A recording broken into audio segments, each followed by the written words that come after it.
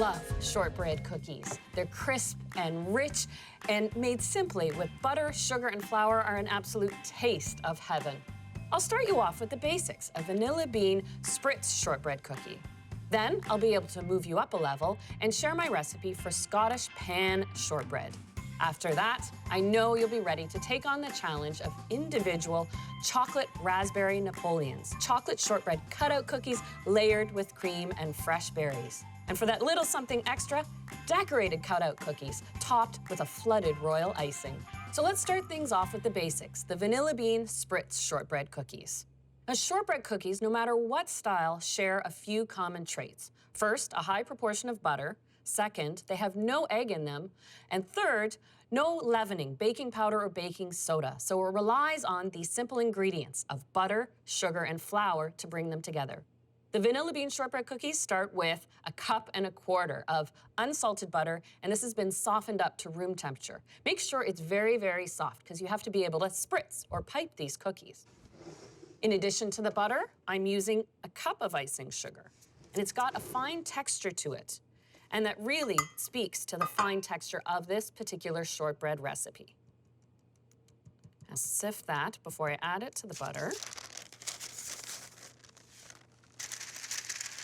It's important to beat your butter and sugar very, very well when you're assembling shortbread.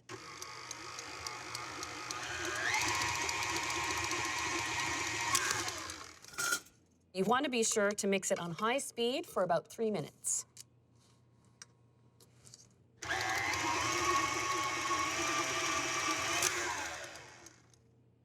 Scrape it down again. To add that vanilla bean, I'm actually going to use vanilla bean paste. You can use vanilla bean paste and vanilla extract interchangeably, but I like to use the vanilla bean paste when you want to see the speckle of seeds throughout whatever it is you're baking. Add about 1.5 teaspoons. And I'll just beat that in for a second.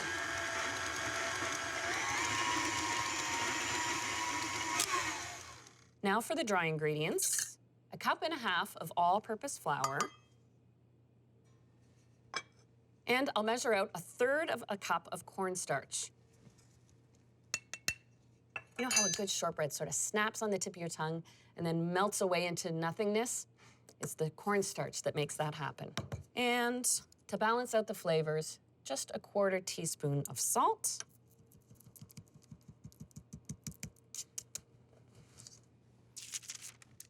And I can add this all at once to the butter mixture.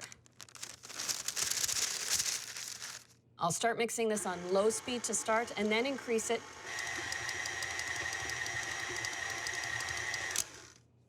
I waited just until the last few crumbs at the bottom got picked up, and I know the dough is perfectly blended.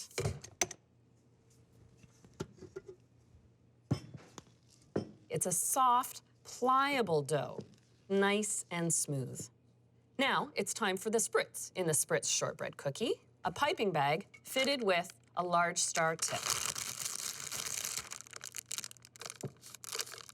I'm just putting in half of the dough to make it easier to spritz. The first thing I like to do when piping cookies is first secure the parchment paper onto the tray. I just put a little bit of dough underneath so that it doesn't move as I'm piping. When making shortbread cookies, I do recommend using parchment because a simply greased cookie tray will actually promote a little bit of browning on the bottom of your shortbread, and you don't want that.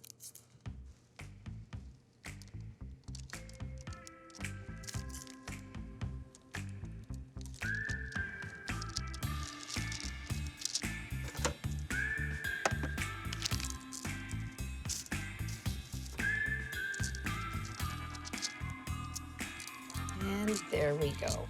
I've got 40 vanilla bean Spritz shortbread cookies. I've preheated the oven to 325. Now, a low temperature oven like 325 is common with most shortbread cookie recipes. You want to let them bake slowly and all the way through. Remember, they're dense, but still tender, and it takes a good 20 to 25 minutes.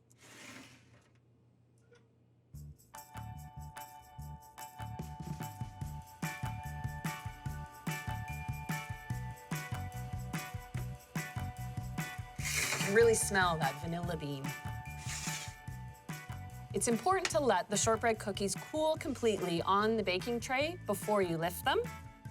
These have cooled, and you can see they've just got a hint of golden brown on the bottom. They've spread a little bit, but they retain that Spritz shape. And then the key is in that first snap. Now that's a classic shortbread cookie.